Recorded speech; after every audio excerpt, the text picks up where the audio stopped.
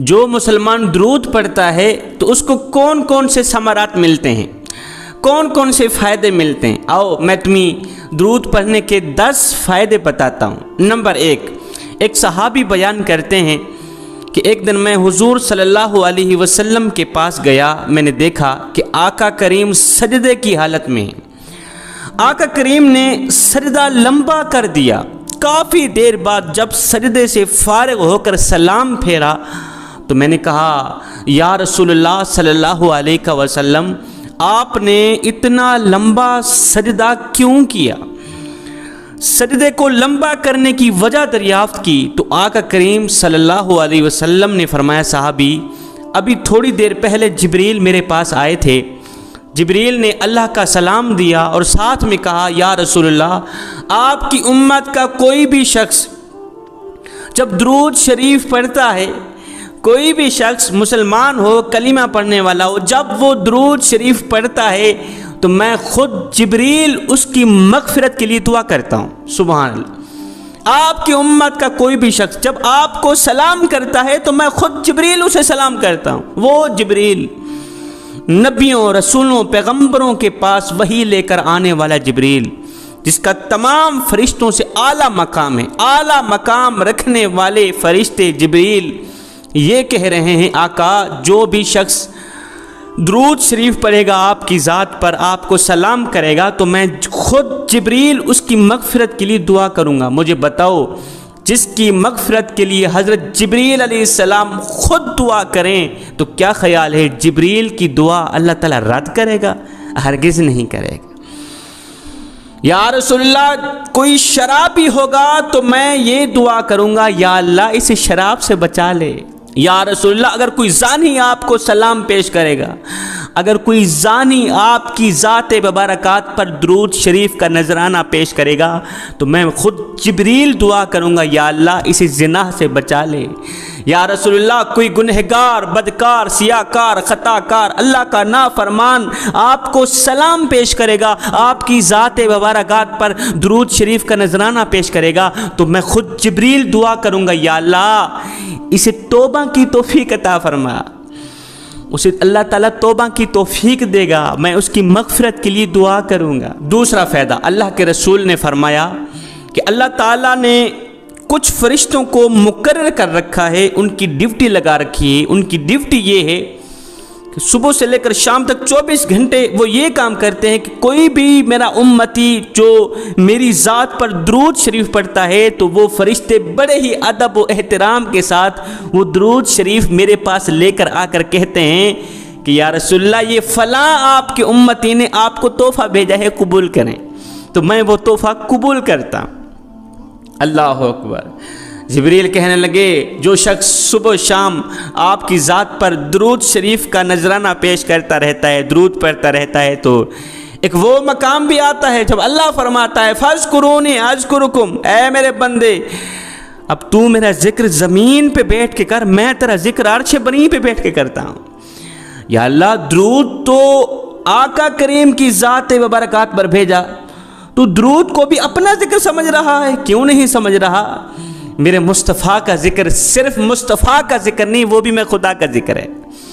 جس نے مصطفیٰ کریم کی ذات پر درود پڑھا وہ یہ سمجھے کہ میں نے خدا کی حمد بیان کی ہے، خدا کا ذکر کیا ہے۔ اللہ تعالیٰ نے نماز پڑھنے کا حکم ہمیں تو دیا ہے، خود نہیں پڑھتا۔ اللہ تعالیٰ نے رکوع کرنے کا حکم، سجدے کرنے کا حکم، زکوٰۃ دینے کا، کلمہ پڑھنے کا، ہر نیک کام کرنے کا حکم ہمیں تو دیا ہے، خود نہیں کرتا۔ یا اللہ، نماز پڑھیں ہم، روزہ رکھیں ہم، حج کریں ہم، زکوٰۃ دیں ہم، سارے کام ہم ہی کرتے ہیں، تو بھی کچھ کرتا ہے یا نہیں کرتا؟ میرا اللہ فرماتا ہے، میرے بندے میں کیوں نہیں کچھ کرتا؟ ان اللہ و ملائکتہ یصلون علی النبی یا ایھا الذین آمنوا صلوا علیہ وسلموا تسلیما۔ اے میرے بندے، میں تو صبح سویر نبی نبی کرتا ہوں، میں صبح بھی نبی نبی کرتا ہوں، میں تو شام کو بھی نبی نبی کرتا ہوں۔ اللہ اکبر۔ میں تو ہر وقت اپنے محبوب کی ذات پر سلام کرتا رہتا ہوں، درود پڑھتا رہتا ہوں، میں کیوں نہیں کچھ کرتا؟ ایک شخص فوت ہوا، جب فوت ہوا تو لوگ اس کو غسل دینے لگے۔ غسال نے غور کیا کہ اس کے لب ہل رہے تھے، مر گیا ہے، جسم سے جان نکل گئی، روح نکل گئی، ہل بھی نہیں سکتا، ہاتھ بھی کام نہیں کر رہے، پاؤں بھی کام نہیں کر رہے، لیکن اس کے لب ہل رہے ہیں۔ غسال نے دیکھا، دیکھ کر حیران رہ گیا۔ خیر اس کی قبر کھودی گئی، جب اس کی تدفین کرنے لگے لوگ دیکھ کر حیران رہ گئے کہ اس کی قبر میں نور ہی نور تھا، گلاب کے پھول اگے ہوئے تھے جن کی خوشبو سے قبر میں عطر پھیلا ہوا تھا، نور ہی نور، ایسے لگتا تھا جسے جنت کی تمام کھڑکیاں کھول دی گئیں، دائیں بائیں جنت کی کھڑکیاں کھول دی گئیں، قبر جنت کے باغوں میں سے باغ بنی پڑی۔ لوگوں نے دیکھا، دیکھ کر حیران رہ گئے کہ آخر یہ شخص کون سا ایسا نیک عمل کیا کرتا تھا جس کی بدولت آج اس کو اتنی بڑی جزا مل رہی۔ خیر اس کی تدفین کرنے کے بعد لوگ اس کے گھر آئے، اس کے گھر والوں سے پوچھا کہ آخر یہ شخص کون سا کام کیا کرتا تھا۔ اس کے گھر والوں نے کہا اور کاموں کا تو ہمیں پتہ نہیں، ایک پتہ ہے کہ وہ صبح سے شام تک ہر وقت درود شریف پڑھتا رہتا تھا۔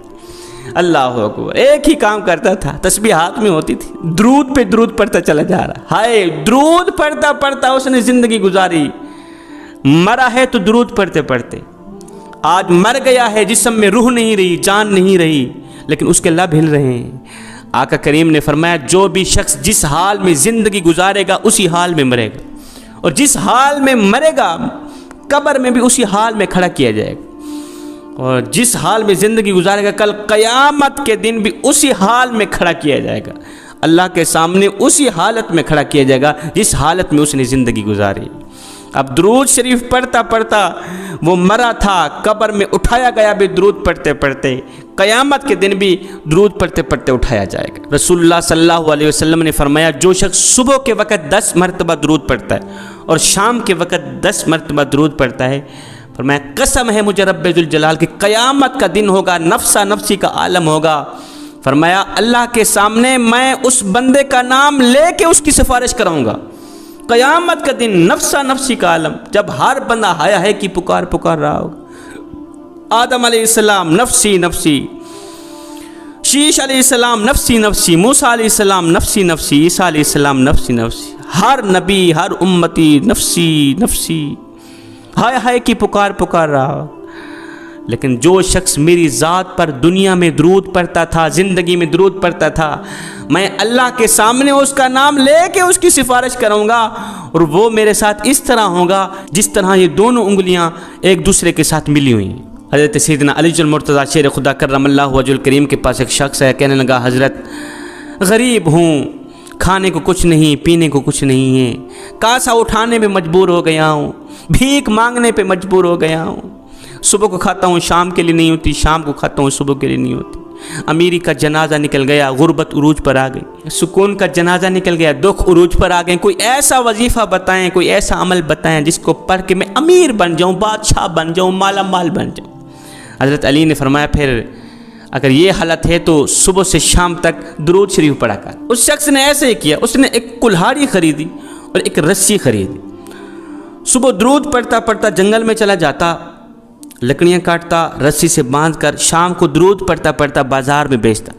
اس کا یہ کاروبار چمک گیا، درود کے صدقے اس کا یہ بزنس چمک گیا۔ ایک دن آیا وہ مالا مال بن گیا، بہت بڑا امیر بن گیا، تاجر بن گیا۔ اب جو بھی شخص اس سے پوچھتا کہ آخر کس وجہ سے، کون سے عمل کی وجہ سے تو اتنا بڑا امیر بنا ہے کم دنوں میں، تو وہ شخص بڑی فخر سے کہتا اگر تم بھی میری طرح کے امیر بننا چاہتے ہو تو پھر صبح سے لے کر شام تک درود شریف پڑھا کر۔ آقا کریم علیہ الصلاۃ والسلام کی ذات مبارکات پر درود شریف پڑھا کرو، یہ سب کچھ جو مجھے ملا ہے درود کا صدقہ ہی